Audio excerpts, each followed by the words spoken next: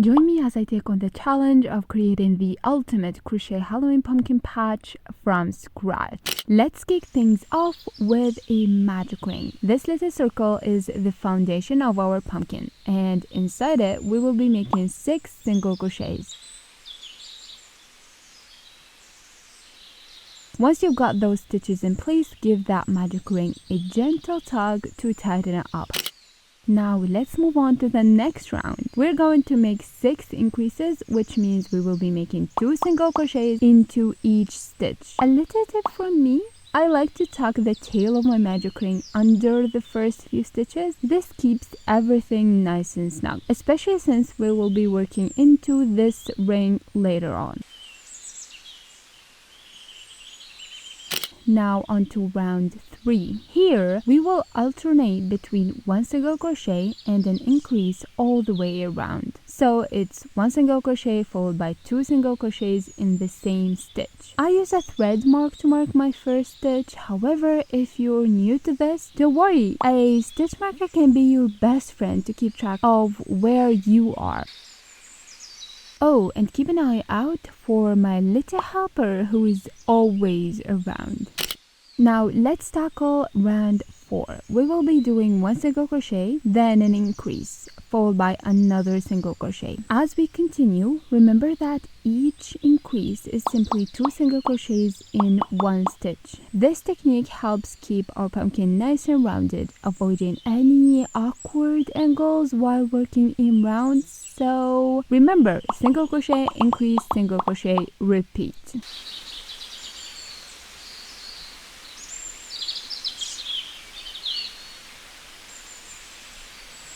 Moving on to round 5, we will be making 3 single crochets followed by an increase. It's a simple pattern and I'm sure you're getting the hang of it. I'd love to hear about the Halloween projects you are working on in the comments below. I feel like I need to start my Halloween crafting earlier than next year because I can't wait to share all my creations with you. Who knows, maybe next Halloween I'll have a whole month of spooky content ready to go.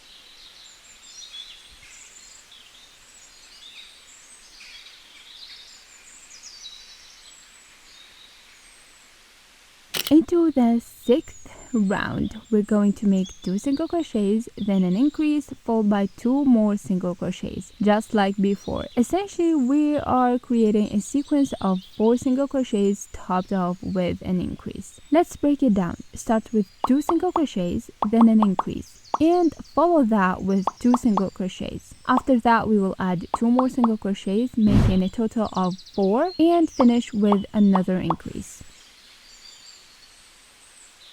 By the time you wrap up this round, you will find yourself with 2 single crochets left at the end. I hope that's clear. If it feels a bit tricky, don't worry, just stick to the 4 single crochets followed by increase method. Just keep in mind that this might give your pumpkin a more like angular shape instead of that lovely roundness we're aiming for. Now that we've completed this round, we're moving on to static rounds. This simply means we will be making a single crochet in every stitch until we finish those rounds. We will be doing this for 5 rounds, totaling 36 single crochets each time. I want to highlight that the size of your pumpkin will depend on the yarn you choose. If you opt for thinner yarn, your pumpkin will be smaller, while thicker yarn will yield a larger pumpkin. If you decide to create your own pumpkin, I'd love to see your pics on Instagram. You can find the link to my Instagram in the description box and the comments below. Don't forget to follow me. Now let's get into the fun part, the decreases. We'll start with 2 single crochets followed by a decrease and then 2 more single crochets using the same method we applied during our increases. This round will consist of 4 single crochets and a decrease, and by the end of it you will have 2 single crochets left. Next we're going to make 3 single crochets followed by a decrease.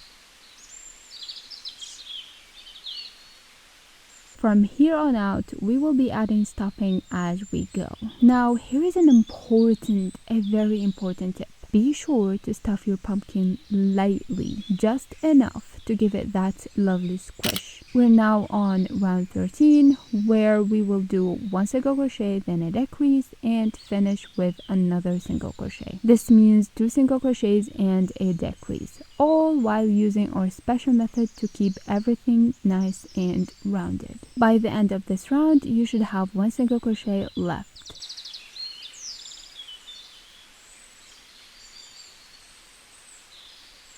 Remember to stuff as you go, but keep it squishy. We don't want it overstuffed. I'll continue with my decreases to finish this round, making 2 single crochets followed by a decrease. You'll see I have 1 single crochet left at the end. Keep in mind that lightly stuffing the pumpkin will make it easy to shape and manipulate. I will show you the difference between a lightly stuffed pumpkin and one that is packed tight at the end, so stay tuned. Now let's move on to round 14, which is our second to last round. Here we'll be doing 1 single crochet followed by a decrease all the way around.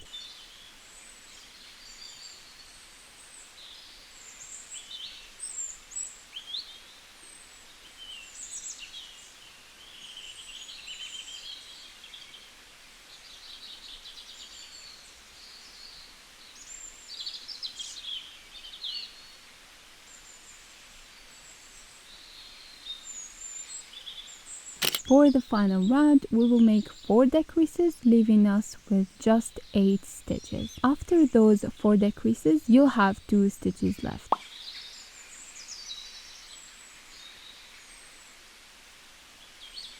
Cut a piece of yarn about 30 centimeters long, as we will need it to close up our circle and shape the pumpkin. The opening should be a bit wide since we'll be working with it now. Using our tapestry needle, we'll close the circle by threading through all the front loops of the 8 remaining single crochets.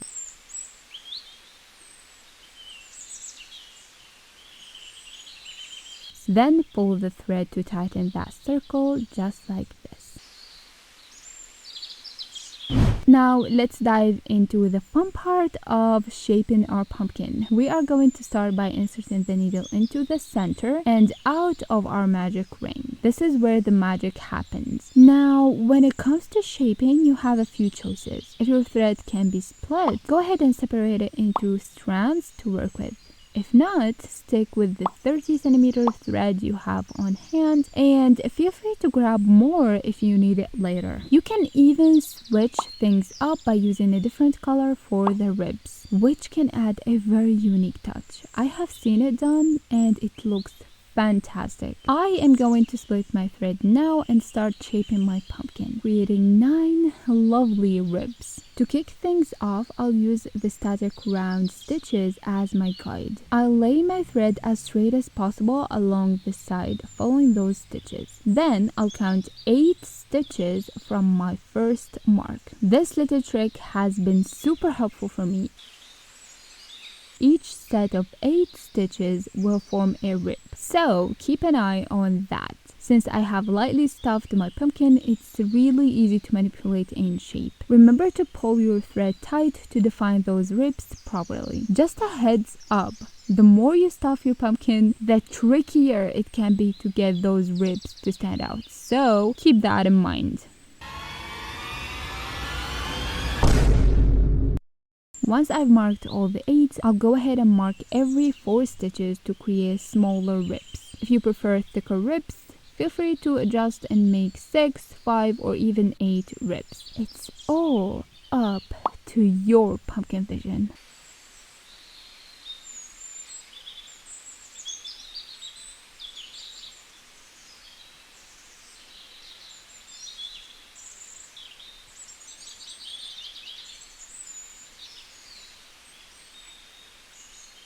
Now let's tidy up. I'll hide the remaining thread and snip it off.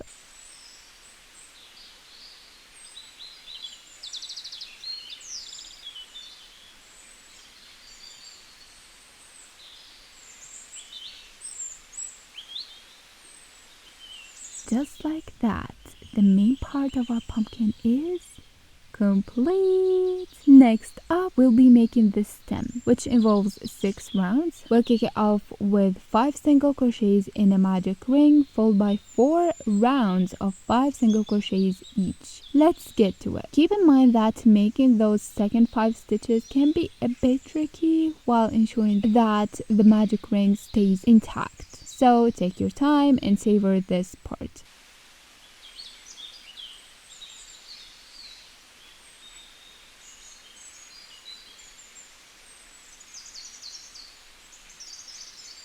As we enter the final round, we are going to form a lovely little triangular shapes. We'll begin with a single crochet followed by a chain of 2 and then another single crochet back into the same stitch. You will repeat this 5 times to create that charming triangular shapes.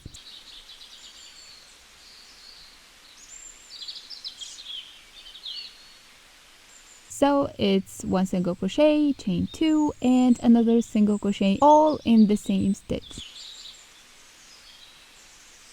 Once you've finished that, grab your scissors and cut about 5 to 6 centimeters of yarn. Tuck it away like this.